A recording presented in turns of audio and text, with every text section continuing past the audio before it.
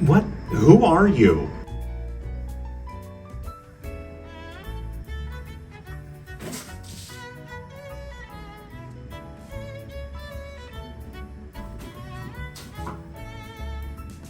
Well, people are right. Everyone talks about that. I'm not adding anything to the conversation by just repeating the flaws this movie has. I want to feel like I'm contributing something, even if it's something small. If not, I'm just another guy taking up space, adding nothing.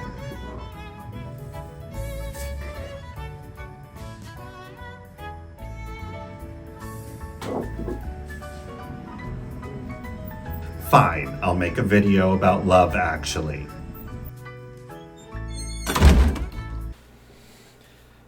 He's right though. I am conflicted. It's been 20 years since Love Actually came out, and in that time we've seen a lot of think pieces about how problematic this movie is. The movie as it exists today would not be made the same way. And it makes me feel like a hypocrite for liking a movie with so many clear flaws. But to paraphrase YouTuber Lindsay Ellis, comedy is the fastest genre to age, and the most likely to age poorly. We all know that Natalie being called fat by multiple characters is wrong. He said I was getting fat. I beg your pardon? He said no one's going to fancy a girl with thighs the size of big tree trunks. The chubby girl? Would we call her chubby? I think there's a pretty sizable ass there, yes, sir. Huge thighs. Well, perhaps you should come on later, Plumpy. Natalie. My sister says the joke isn't on Natalie, though. It's on society, which has unrealistic standards for women. And I'd be way more comfortable making that argument if the rest of the film didn't exist.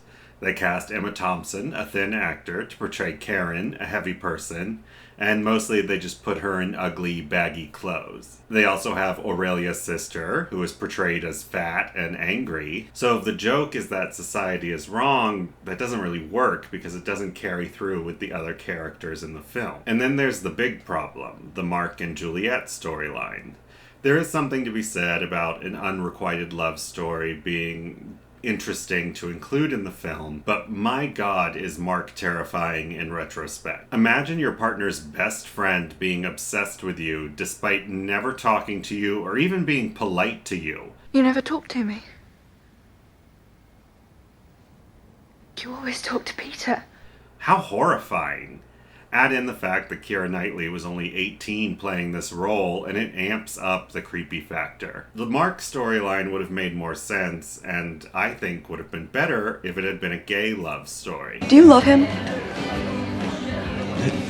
What? No, I just thought I'd ask the blunt question in case it was the right one and you needed someone to talk to about it, and no one had ever asked you, so you've never been able to talk about it even though you might have wanted to. It would have made his coldness towards Juliet make more sense, as she shares a bond with Peter that Mark can't. And he resents her for that. He would have really had to grapple with what he wanted, expressing his feelings or burying them to maintain his status quo. His extravagant surprises, all in an attempt to express something to someone he wants to show affection for, make more sense if it's with someone he actually has a relationship with, someone he understands more deeply. Ask any queer person and they'll probably tell you about a time they were in love with their straight best friend. And that is an unrequited love worth exploring, not, I think this teenager is hot, but I'm gonna be weird about it. Did you know in the original film there actually was a gay love story? Karen and Harry's son, Bernard, My horrid son, Bernard? Bernard, gets in trouble at school, and we meet a stern headmistress. Later in the film, we see the headmistress return home to her partner, a woman sick with cancer.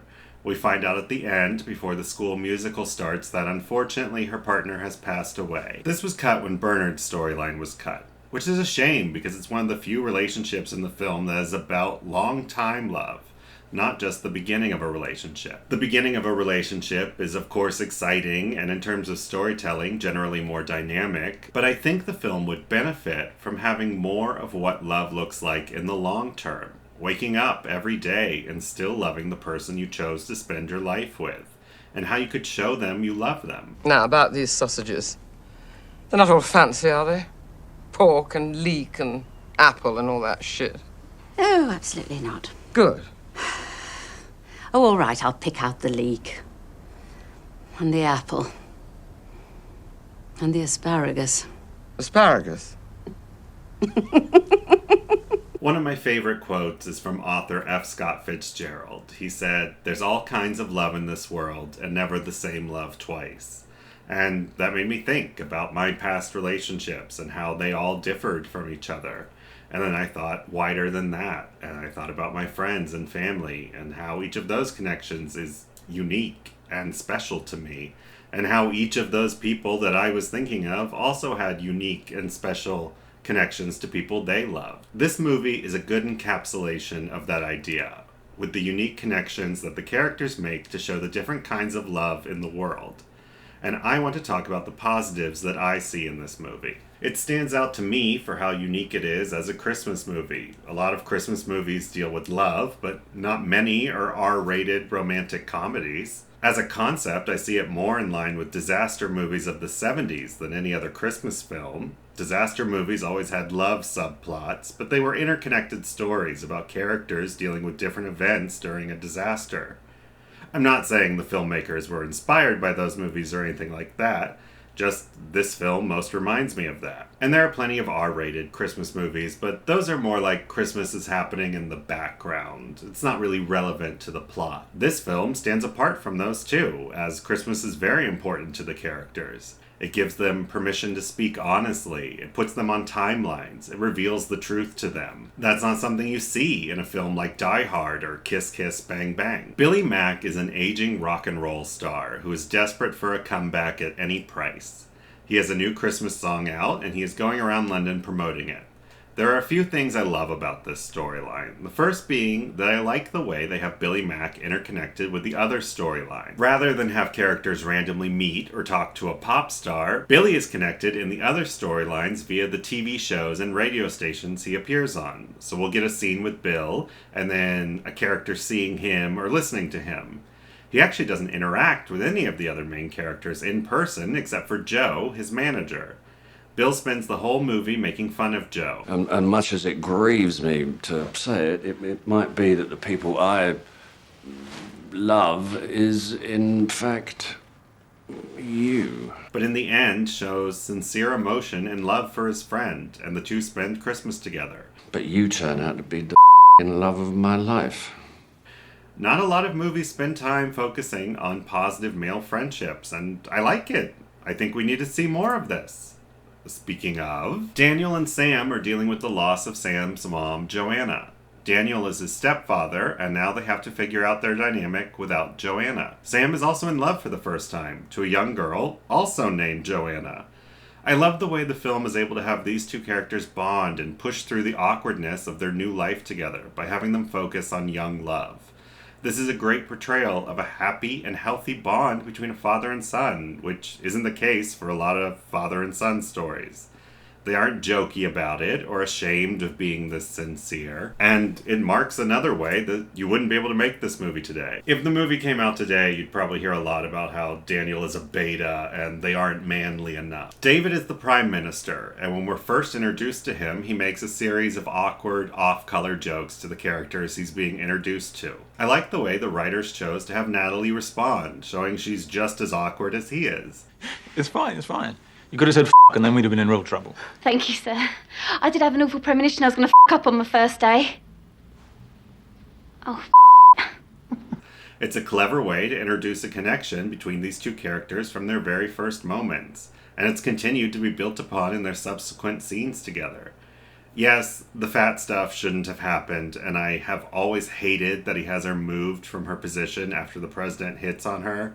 And President Billy Bob Thornton has my least favorite line in the movie. I'll give you anything you ask for, as long as it's not something I don't want to give. I don't know why, it just always irritates me. But you know what my favorite line in the movie is? No. I don't want something I need. I want something I want. Something pretty. Harry is cheating on his wife Karen with his secretary Mia. Karen's brother is the Prime Minister, so this feels like it could lead to a national scandal.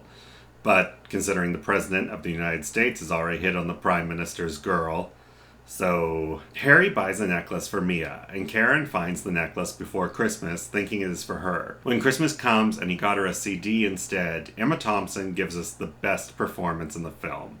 I just love it. It's powerful and moving and feels so real. One of the more frustrating storylines for viewers is the one between Sarah and Carl. Sarah has had a long-time crush on Carl, and when she and Carl finally get to be romantic with each other, Sarah is interrupted by a phone call from her brother. It's my brother. He's not well. He calls a lot. For 20 years, audiences have begged Sarah not to pick up the phone in this scene.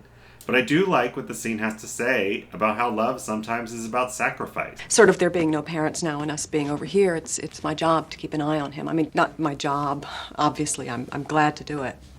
When you love someone, sometimes you have to put their needs over your desires. Although she probably could have let it go to voicemail one time and have been fine. The last storyline I want to talk about is Jamie and Aurelia. Jamie is recently single and staying in France before the holiday to work on his writing. His housekeeper, Aurelia, is Portuguese and does not speak English. They don't realize it, but they are so in sync that they are actually communicating with each other in their own languages. When Jamie gets back to England, he decides to learn Portuguese, and on Christmas realizes he's in love with Aurelia. So he travels back to France and proposes to her in Portuguese. She responds in English, showing that in their time apart, she had studied his language too. I love this, that both people made changes to be more accommodating to each other, and that it's framed like a beautiful, romantic thing. You know what I don't love? When sequels f*** that up. You may not know it, but there is a sequel to this film that brings many of the characters back to see where they are in their lives. It's for Red Nose Day, a British charity that helps people around the world. And the United Kingdom, according to Wikipedia. Apparently, the United Kingdom doesn't count as the world. It isn't a sequel in the traditional sense, as it isn't feature length. It's about 15 minutes, and mostly it's a rehash of scenes from the first film with some things updated. Since it came out in 2017, David dances to Hotline Bling, as it was popular at the time. Billy Mack says his best shag was one of the Kardashians instead of Britney Spears. Rowan Atkinson's character takes a long time wrapping up a red nose in a Walgreens instead of taking a long time wrapping a necklace. Kate Moss is here now. As for story progression, Daniel and Sam meet up and Joanna is back in Sam's life and they are getting engaged. We do see that Sarah has a happy ending. She's married to Patrick Dempsey now. Although apparently this was only shown to American audiences, and her segment was cut from the BBC version. Jamie and Aurelia's segment shows them driving together, speaking English. She gives a beautiful speech in Portuguese about her love for him, and he doesn't understand it. Well, I got most of that. There was something about central heating, wasn't there? And roast potatoes. Am I right? Their kids get in the car and start speaking Portuguese as well, and she tells him she's pregnant again in Portuguese. And he still doesn't get it. That's great! That is great! Can we have rice with it this time, though? I'm getting a little tired of stir-fry. And this is really frustrating to me because it negates the whole beauty of their relationship. They were never 100% in sync, but they were communicating about the same topics. Now he thinks she's talking about what she's making for dinner. And their kids speak Portuguese, so the woman he loves and their children speak a language that he has given up on? Why didn't he keep those skills up for the woman he loves, for his family? A more satisfying way to show their relationship would have been to have the two move seamlessly through Portuguese and English. Maybe have them misremember words so that it changes the meaning to make it funny, but still keep that bond and show how they've grown together. This feels like a regression for Jamie. No, I don't. And I don't like feeling like I don't have enough to contribute to any sort of larger conversation. I don't have a big statement to say about love, or about the holidays, or even about this movie. I have spent the back half of this year trying to figure out who I really am and what I really want, and I don't have any answers. I don't know, guilty, lazy, selfish, confused.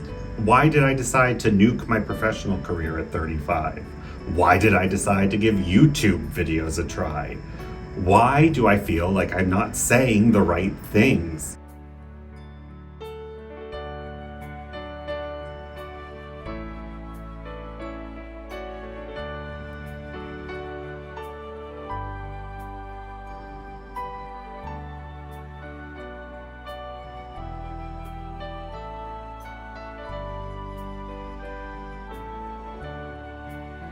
But people aren't like a movie.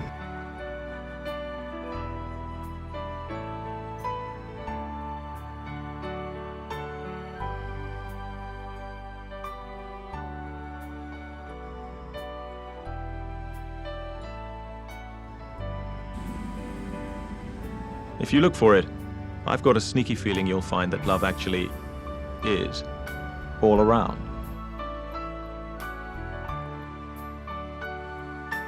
Thank you. I needed to hear that.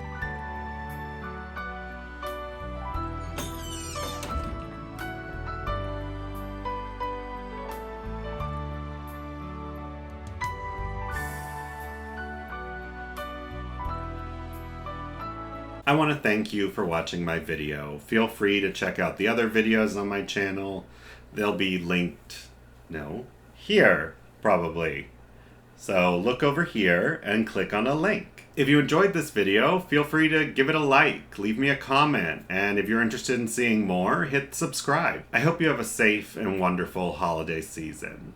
Thanks again for watching.